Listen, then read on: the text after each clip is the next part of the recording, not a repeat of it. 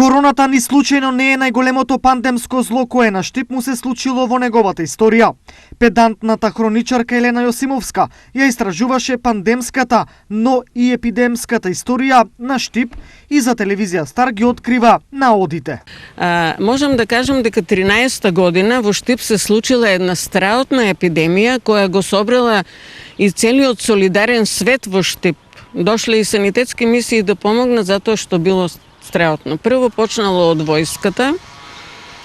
Тоа е така наречената брегалничка епидемија. Баш од војската наречена. Инаку се работи за епидемија на колера. Штип многу пострадал.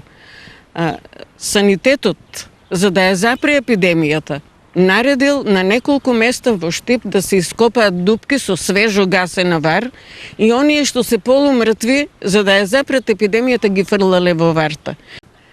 15-та година избива епидемија на пегав тифус. Тифусот бил тука од домакината болест, меѓутоа во тоа време исто така од војската почнало. Толку многу имало тифусари што секоја куќа во Штип била тифусна болница. Потоа 16-та година се појавува маларија. Пак една страотна епидемија. Најголема епидемија во поново време, сега сме кај Првата светска војна, е шпанскиот грип. Во Штип ја викаат испанска болест, се има свое име.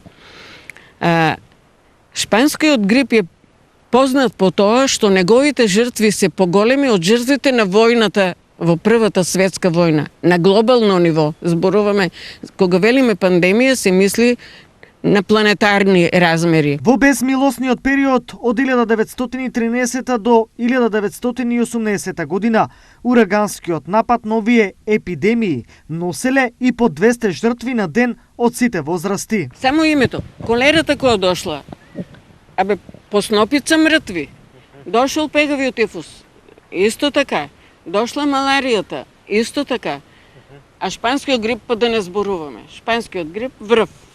Значи, кога ги пресметале жртвите на војната, колку милиони имало повеќе од грипо што умреле. Сите овие пандемии биле тешка борба за градот. Тешко. Штип многу долго ги чувствувал последиците на епидемиите.